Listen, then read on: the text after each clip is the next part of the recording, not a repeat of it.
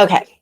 So you have made the decision that you want someone coming in from the outside of the organization to be able to help get people unstuck, or maybe just to synthesize or move things forward in a speedier way. And maybe that's just because all of a sudden we've hired someone and we're all coming in and everyone's decided to carve out the time to meet to discuss particular issues or issues. So that way we don't get caught up in organizational drag or emotional drag. So, what should you be looking for? Well, pretty much there's no here in the US, there's no like licensure requirements to be a mediator.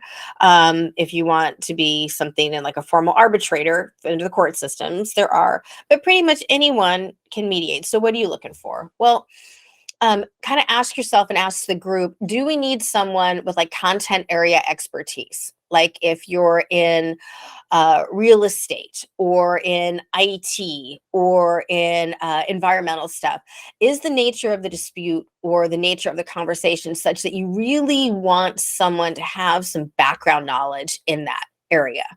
Otherwise, they may lead the conversation in a different way. Sometimes yes, sometimes no. Do you want someone who really wants to kind of put people on the spot? Or do you want someone who can help the people involved kind of develop their own skills so that way they can carry those things forward? Do you want to need someone with a law degree? Maybe you do, maybe you don't.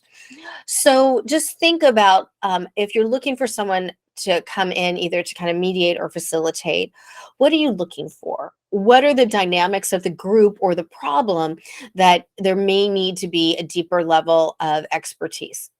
Is it a group that where there's a lot of high emotions and maybe past hurts? Well, then you probably want someone who's comfortable dealing with high levels of emotion and past hurts, um, and doesn't rely on a form of mediation or facilitation where we keep everybody separate and they just kind of act as shuttle diplomacy. Do you want someone with a deep knowledge about it that maybe can give a little bit of advice about the subject that you're dealing with and how they've seen other people do it? Or maybe you just want someone who is super approachable and can make it a safe dialogue space. So those are things to consider, because in as much as every conflict has some universal themes, every group also has some particular quirks.